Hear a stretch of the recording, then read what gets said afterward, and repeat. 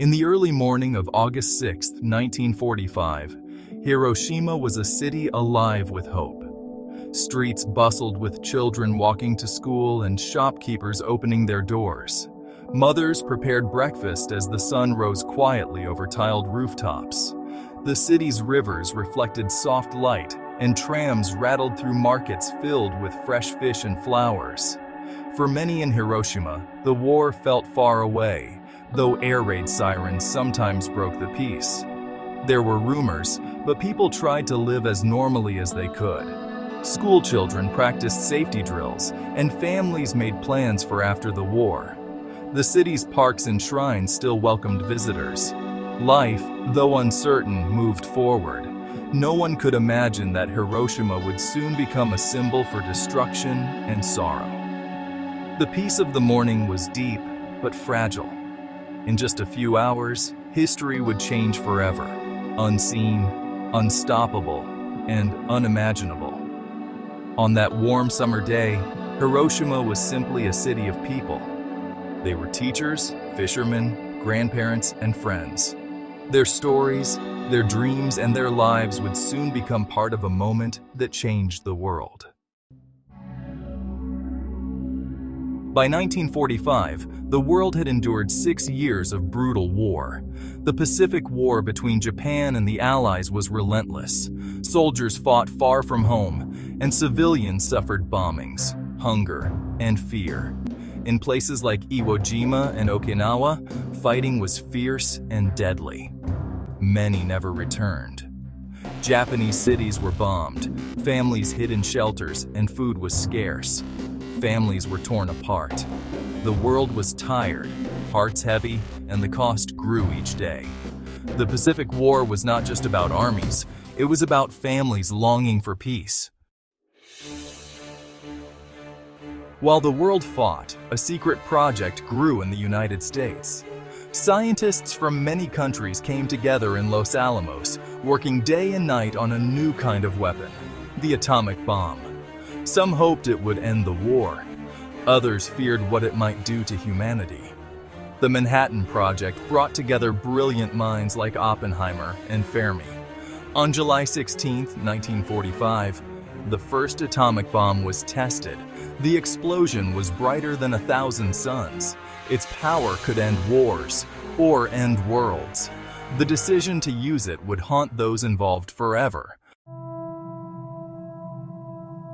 President Harry S. Truman had been in office for only a few months when he learned about the bomb. The war in Europe was over, but Japan refused to surrender. American leaders warned that invading Japan might cost hundreds of thousands of lives, both American and Japanese. Truman faced a terrible choice. His advisors told him that the bomb might end the war quickly, but they knew it would kill many innocent people. Some generals wanted to save American soldiers' lives. Others worried about how the world would see America if it used such a weapon. The president listened to scientists, generals, and diplomats. He asked hard questions. He thought about the mothers and fathers waiting for news. He thought about the children of Japan too. The weight of his decision was heavy. In the end, he believed using the bomb would save more lives than it would destroy. Truman wrote in his diary that the bomb would be used to end the war and save lives. But he also knew that history would judge him. The decision was not made lightly. It was a moment of deep sorrow and hope for peace. At 8:15 a.m. on August 6, 1945, a single American bomber flew over Hiroshima. In its belly was Little Boy, the first atomic bomb used in war. In a flash, the city's peace was destroyed. The explosion tore through buildings and homes, turning mourning into fire and dust. Tens of thousands died instantly. Others suffered burns or were trapped in the rubble. The city's rivers filled with people searching for water. Hospitals overflowed, and doctors struggled to help. 3 days later, on August 9th, the bomb Fat Man fell on Nagasaki, another city. Another wave of death and sorrow. The destruction was beyond imagination. Entire neighborhoods vanished. Schools, temples, and shops were gone in seconds. Survivors wandered the ruins, searching for loved ones. The world watched in shock and fear as news of the bombing spread. After the bombs, Japan's leaders finally agreed to surrender. On August 15th, World War II was over. The bombs had ended the war, but at a terrible price. Hiroshima and Nagasaki would never be the same. Survivors of Hiroshima and Nagasaki, known as hibakusha, carry the memories of those days forever.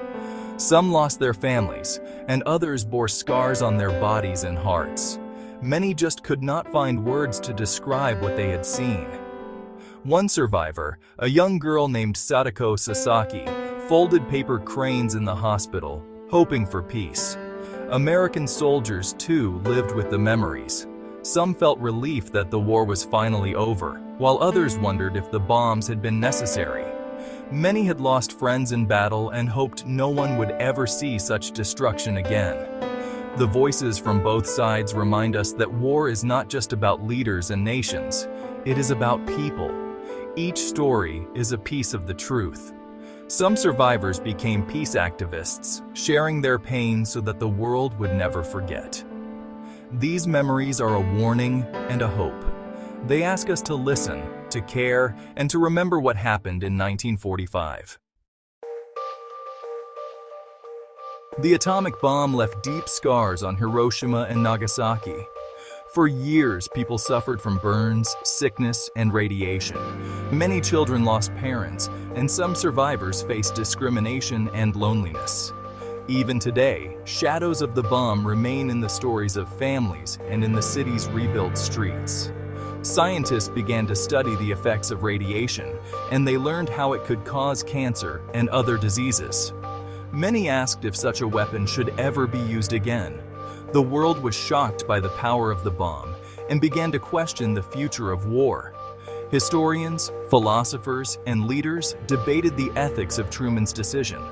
Was it necessary? Could the war have ended without the bomb? There are no easy answers. The pain of Hiroshima and Nagasaki cannot be undone.